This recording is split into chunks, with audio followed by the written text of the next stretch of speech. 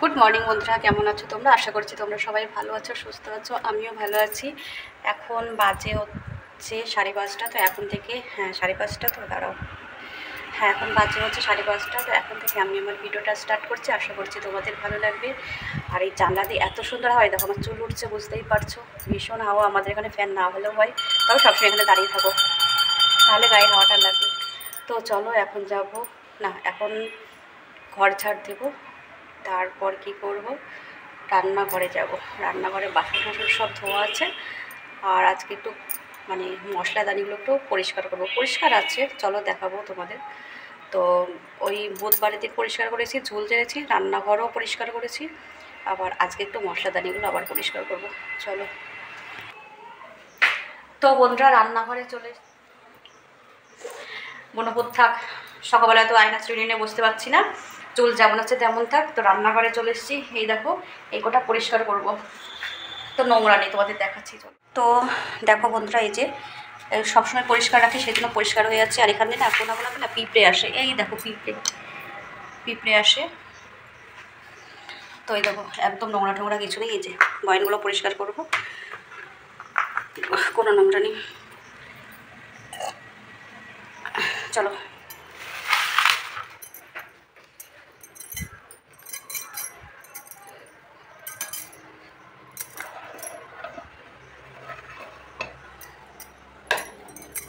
দেখো এই দেখো, এটা সরিয়ে দিলাম এদিকে, এটা সরিয়ে দিলাম এদিকে। তো ট্রেটা সরিয়ে নিয়ে আসলাম, কারণ ওই জায়গাটা ভেজা, তো একটু শুকনো কাপড় দিয়ে মুছে নিয়ে আসি। মানে আগে ভেজা নেকড়া দিয়ে মুছলাম, তো তারপর শুকনো কাপড় দিয়ে যে মুছে নিলাম। এবার কি করব, এইগুলো সব নামিয়ে নিচ্ছি এখান থেকে।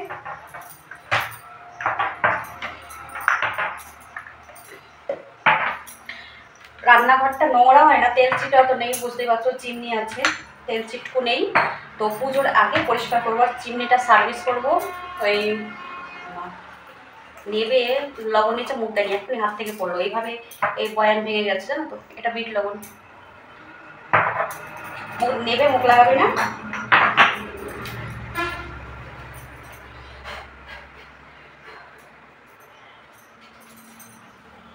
পিঁপড়ে ছিল, চলো এগুলো তো ভিজা কাপড়তে মুছবো না, শুকনো কাপড়তে মুছে নেবো।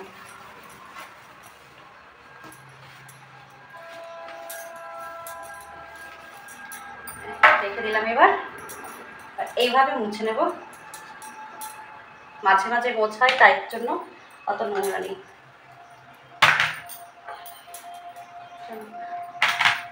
দুটো ট্রে পরিষ্কার করতে হবে, অনেকটা সময় আছে, সেই জন্যই তো ঘর ঝাড় দিয়ে চলে আসলাম।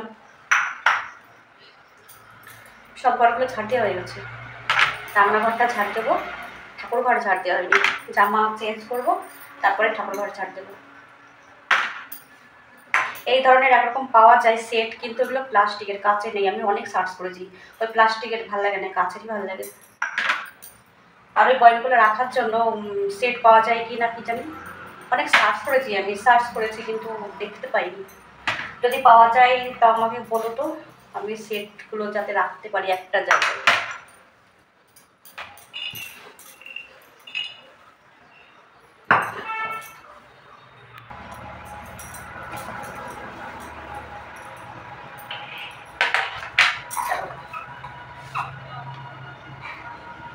এই কই রে, আংটিটা কই? ও আচ্ছা আচ্ছা আচ্ছা, হ্যাঁ হ্যাঁ,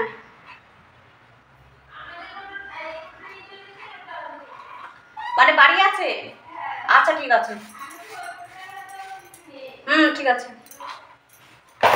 এর মধ্যে আবার সে মুক্তোর আংটিটা ছিল, ঢিলা ঢিলা হয় তো, খুলে রেখেছি, মুক্তোটা খুলে পড়ে যায়, দুবার পড়ে গেছে। তা টাইট করতে দিয়েছিলাম, আমাদের বাড়ি একজন গেস্ট এসছে। তুই গেস্ট আমাদের বাড়ির, তুই আমাদের বাড়ির গেস্ট, তুই আমাদের বাড়ির গেস্ট। আজকে চলে যাবে, কালকে এসেছে।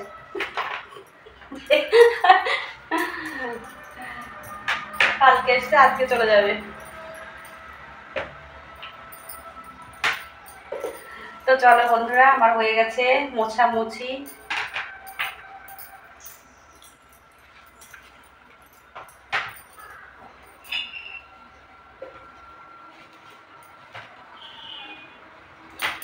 কত মানুষ আছে পাই না, আর আমার ছেলে পেয়েও খাবে না, ঠুসে ঠুসে দেবো তারপরেই খাবে, এছাড়া খেতেই চাইবে না। ঠেসে ঠেসে ফল খাওয়াতে হবে, ঠেসে ঠেসে এটা খাওয়াতে হবে, ওটা খাওয়াতে হবে। হ্যাঁ, কোনটা করে খাওয়াতে হয় না, বাজারের খাবারগুলো জোর করে খাওয়াতে হয় না, বিরিয়ানি, ফ্রাইড আর মানে চাইনিজ খাবারগুলো যেগুলো আর কি ওইসব, ওইগুলো জোর করে খাওয়াতে হয় না। চিকেন চপ মানে যা যা আর কি পাওয়া যায়, ফল টল খেতে চাইবে না, জোর করে খাওয়াতে হয়।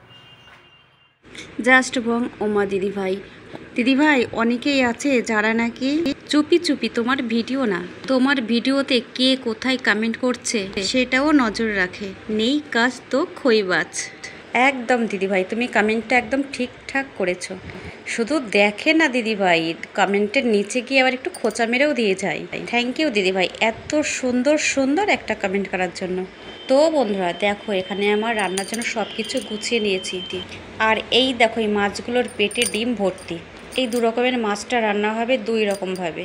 এই বাটা মাছটা দিয়ে হলো আলু কলা দিয়ে পাতলা ঝোল, আর ওপর দিয়ে ছিটিয়ে দিচ্ছি আমি যেই মশলাটা বানাই হাতে সেইটা। তারপর 1 মিনিট চাপা দিয়ে রাখলাম গ্যাসটা অফ করে। আর এখানে দেখো, এই মাছটা বসিয়েছি কলা পাতায়। আর এই কলা পাতায় মাছটা রান্না খেতে আমাদের বাড়ির সবাই ভালোবাসে। এই মাছটা অনেকটা হয়ে এসছে, আর একটু হবে। আর এখানে দেখো, এই যে এই মাছটা রান্না হয়ে গেছে। আর এখানে এই যে ডাল বানিয়েছি, মসুরির ডাল, পাতলা করে, না বেশি পাতলা হয়নি দেখো। আর এই মাছটা কারা কারা এভাবে রান্না করে খাও জানি না, কিন্তু এইভাবে মাছের ঝোল রান্না করে খাওয়াটা শরীরের পক্ষেও উপকার আছে। আর এখানে দেখো, কালকের দুধ ছিল, ছানা বানিয়েছি, অনেকটা ছানা হয়েছে। তারপর এখানে দেখো, বাসন ধুয়ে নিয়েছি, গ্যাস পরিষ্কার করে নিয়েছি।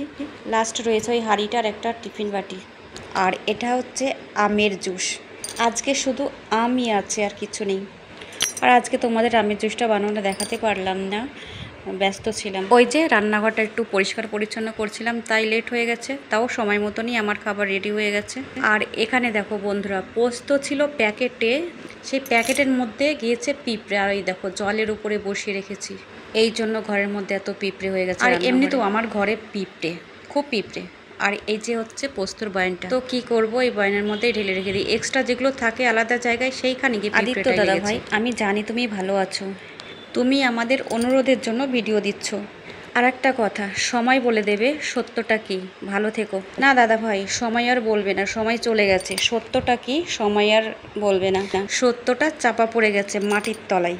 সত্যটাকে চাপা দেওয়ার জন্য অনেক বড় গর্ত কাটা হয়েছিল, সেই গর্তটা ঝুড়ি ঝুড়ি মাটি দিয়ে চাপা দেওয়া হয়েছে দাদা ভাই, আর বেরোবে না। আর কিছু রান্না করব না, শুধু ভাত করব। আর এই যে পোস্তটা তোমাদের দেখিয়েছিলাম না, দেখো এখনও রয়ে গেছে পিঁপড়ে একটু একটু, তো আর বেশি নেই। হাত দিয়ে আমি অনেকটা পিঁপড়ে বের করে ফেলেছি। আর এক জায়গায় কি হচ্ছে, দলা হয়ে যাচ্ছে, সেখান থেকে হাত দিয়ে টেনে জলের মধ্যে ফেলে দিচ্ছি। তো চলো বন্ধুরা, আজকের মতন ভিডিওটা এখানেই শেষ করব। তোমরা সবাই ভালো থেকো, সুস্থ থেকো। দেখা হচ্ছে নতুন আর একটা ভিডিওর সাথে। ততক্ষণে তোমরা সুস্থ থাকো। Tata, bye, good night.